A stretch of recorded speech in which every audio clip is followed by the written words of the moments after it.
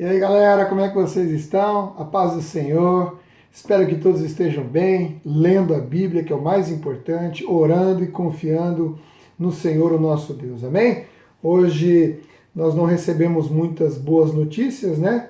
Porque infelizmente as nossas autoridades resolveram fechar novamente a igreja, mas nós seguimos com fé, seguimos baseados na palavra de Deus e nela nós somos fortalecidos por causa do Espírito Santo que tem trabalhado em nossas vidas, amém?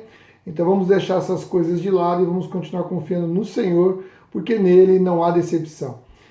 Vamos embora ao nosso devocional então, Salmo 16, vamos começar pelo Salmo 16, lembrando que isso aqui é só uma devocional, não vamos esgotar as verdades bíblicas, pelo contrário, nós estamos simplesmente compartilhando algumas coisas que são bem legais, tá bom? Salmo 16 aqui nós observamos que o salmista, ele fala sobre a confiança e a expressão de compromisso que ele tem com o Senhor, muito embora toda tribulação, toda dificuldade, toda situação que ele está vivendo. Lá no verso 7 e 8, o salmista ele fala de quanto ele depende tão profundamente do Senhor, de onde ele recebe todas as suas forças, de onde ele recebe a alegria, e ele percebe através da atitude que ele está tendo com Deus, que ele percebe Deus próximo dele. Isso é muito interessante. E na sequência, logo na sequência, no verso 9, no verso 11, seria legal quando você estiver lendo, você tiver as impressões, que você faça assim, que você risque assim os versos que estão relacionados entre si, que nem eu falei aqui, verso 7, verso 8, então você faz um risquinho assim, uma chave no verso 7 e 8, eu fiz aqui outra aqui do verso 9 ao verso 11, quando o salmista fala, ele fala que ele fala aqui que nem a morte, o que ele quer dizer através desses versos, é que nem a morte pode separá-lo do Senhor, porque Deus lhe dá muito conforto, muita segurança. Então ele fala assim, nem a morte, diante desse conforto, dessa segurança que Deus está dando para ele, nem a morte pode separar ele do Senhor. E especificamente no verso 10, ele expressa a certeza de que a vida continua depois da morte. Inclusive, em pesquisa, eu identifiquei que os apóstolos aplicaram esse texto na ressurreição de Jesus, lá em Atos 2, 25 ao 33, e lá depois em Atos 13, 55, tá bom? Então são observações desse texto, que esse Salmo de Davi aqui ele é fantástico. Guarda-me, ó Deus, pois em ti eu me refugio, né? É propício para o momento que nós estamos vivendo, esse momento de notícias não tão boas, esse momento de fechamento do comércio que pode influenciar negativamente, então nós temos que realmente nos refugiar em Deus. Bom, o Salmo 17 é um salmo também maravilhoso, é uma oração de Davi, é uma súplica a Deus por proteção e por vingança. Davi tem uma aí que ele faz continuamente, ele faz isso. Ele é um salmista que às vezes ele pede para Deus matar seus inimigos mesmo, não tem perdão não, ele pede para que eles sejam destruídos. O Davi é nervosão quando ele escreve aqui os salmos. E ele declara aqui a sua integridade ao Senhor e pede para que o Senhor prevaleça sobre os seus adversários, porque são todos eles perversos. Então é realmente um salmo onde, por exemplo, no verso 1, logo ali quando ele fala que os lábios dele são sinceros, essa sinceridade que Davi está falando, ela diz respeito a amar, diz respeito a, eu notei aqui, ó, amar a honestidade, a verdade e a integridade. É isso que Davi está querendo dizer aqui.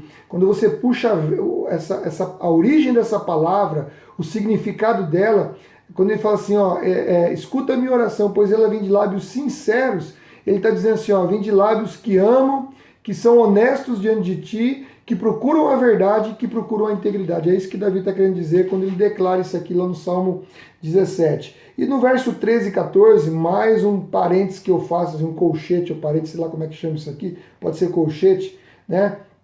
Ele fala da plena confiança que ele tem na vitória que o Senhor, por certo, vai dar para ele, né? A certeza da vitória que Deus tem, porque ele diz assim, olha, os meus inimigos são poderosos, só que o poder de Deus é muito maior do que o poder dos malfeitores. Então ele se alegra na esperança que Deus está dando para ele de uma vitória. Então isso é muito legal, porque nós passamos por muitas dificuldades na nossa vida, nós passamos por intensa tribulação, notícias ruins, enfermidades, decepções, pessoas que nos decepcionam, governo que nos decepciona, uma situação econômica desfavorável, muitas vezes dificuldade financeira.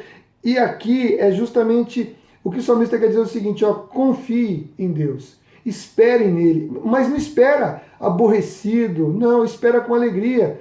Porque se você espera com alegria, você está demonstrando que você confia na soberania de Deus, na história que Deus já escreveu a seu respeito. Deus já sabia que você ia passar por esse momento, então Ele preparou esse momento para você, porque essa tribulação nunca vai ser maior do que a sua capacidade de suportar ela no poder do Senhor. Então o que o salmista fala aqui é que pode haver muitas coisas, muitas dificuldades, mas espere com alegria, porque o poder de Deus é muito maior do que essa adversidade que você está passando por esse momento. Legal? Então, olha, muito fantástico esse salmo. O Salmo 18 é um salmo régio. Lembra que eu falei, que eu expliquei? É um salmo que diz de alguma maneira respeito ao rei. E esse salmo aqui, cara, é um salmo fantástico. Fantástico. Eu fiquei um tempão lendo esse salmo aqui, parado nele, porque ele tem muitas verdades aqui, né? O salmista aqui, ele fala assim que Deus em sua graça ele atende à necessidade dos necessitados, dos seus servos que são necessitados.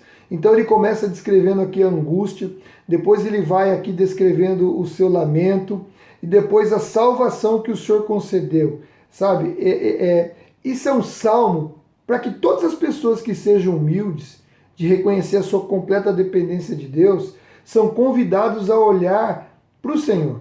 Através desse salmo, a olhar para o Senhor, mas não olhar por olhar, mas olhar com esperança, de ver aqui o que Deus está fazendo através das orações e através do livramento e da salvação. Quer dizer, o salmista começa abatido, ele começa muitas vezes se lamentando, mas Deus conduz ele para a vitória, Deus conduz ele para o resgate no final do salmo, né? Então há o resgate do salmista e o resgate do próprio povo. Então, a esperança em Deus, ela requer uma vida de fé. É isso que esse salmo está querendo dizer para mim e para você. Então, se você tem esperança em Deus, você precisa ter fé. Porque não adianta você falar que tem esperança e não tem fé, porque senão a sua fé é vazia. Não vai adiantar. Você tem que ter fé de que o amor do Senhor, ele já te alcançou. E essa fé, ela tem que lançar fora o medo. Como Paulo já falou isso também, né? Por quê? Porque o Senhor não vai deixar de fazer justiça para você. E a justiça, nesse contexto aqui, é a perfeita vontade de Deus na sua vida. A história que Deus escreveu para mim e para você, sabe? E aqui eu fiz um paralelo, deixei até anotado na minha Bíblia aqui, que o Senhor Jesus, ele veio para salvar quem? Eu e você, os pecadores, né? Ele veio para nos salvar. E ele ministrou a quem? Ministra a mim e a você. Ele ministrou naquela época a todos os necessitados, aos marginalizados, a todos aqueles que dependiam, a todos aqueles que eram colocados de lado, todos aqueles que eram colocados de lado. E você percebe que é uma realidade porque o próprio Senhor Jesus morreu na opressão. Ele foi oprimido até o último momento da sua morte. Imagina o Calvário como é que não foi. Imagina a humilhação dos fariseus zoando da cara de Jesus. Imagina o soldado bater na cara dele, colocar uma venda, bater e diz, profetiza quem te bateu. Colocar uma coroa de espinho, se ajoelhar e escarnecer o próprio Senhor. Então você vê aqui que Jesus morreu sob forte opressão. Por isso que Jesus é capacitado para salvar as pessoas de si mesmas. Em primeiro lugar, Jesus salva as pessoas de si mesmas. Depois ele salva as pessoas de Satanás. Depois ele salva as pessoas da morte. E depois ele salva as pessoas de todas as adversidades. Eu anotei isso aqui para mim não esquecer porque eu achei isso aqui fantástico. Quando você medita, você começa a lembrar de quem Jesus salvou. Pô, o maior inimigo da salvação sou eu mesmo.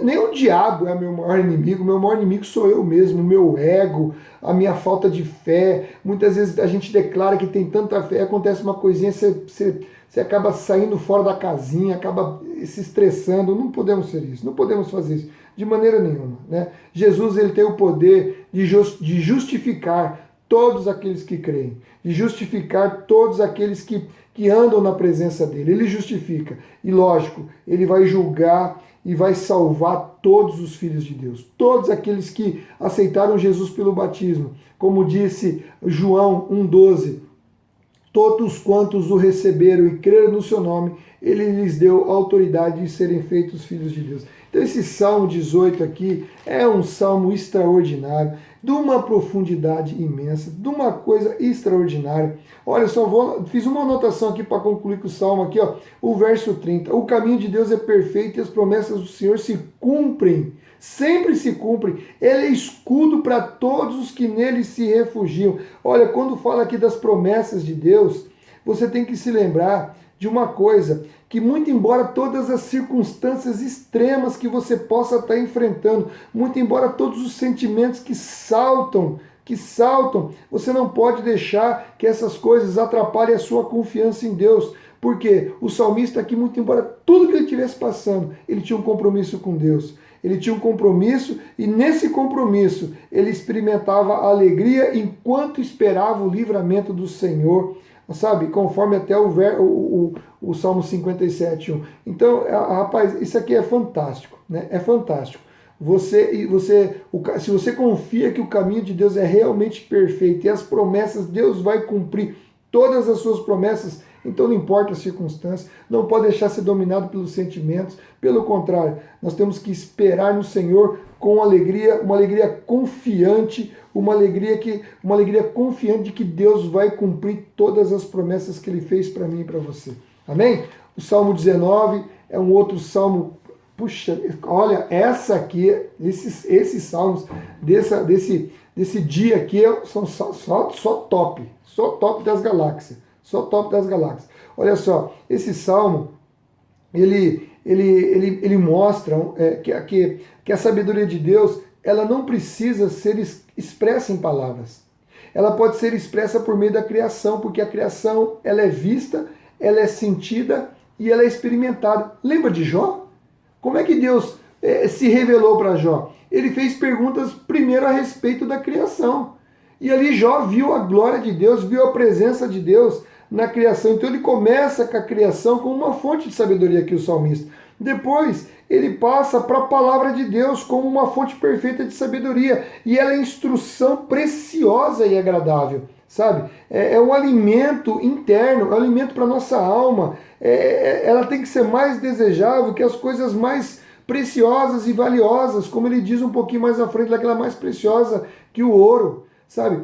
E aí eu fico me perguntando, as pessoas que, não têm interesse pela palavra, as pessoas que não têm interesse pelas devocionais, que não têm interesse pelos artigos, pelos vídeos que falam da palavra de Deus, como que essas pessoas podem dizer que amam o Senhor? Se você não ama a palavra, queridão, sinto muito, mas você não ama Deus.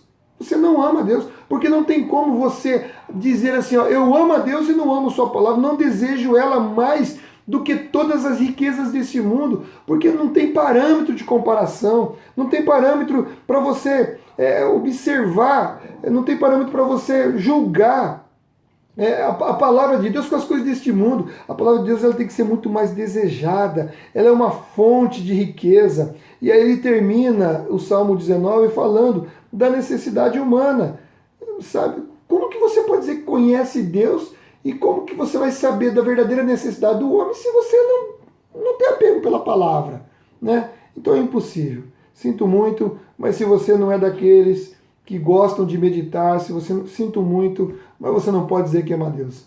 Você deve rever seus pensamentos, rever sua forma de pensar, rever sua forma de ver as coisas, porque é impossível, né? Quem é capaz de distinguir os próprios erros, absolver-me das falhas que me são ocultas? Lá no verso 12. Como? Como? Se não for pela palavra. Examine-se, pois, o homem a si mesmo. Como? Se não for pela palavra.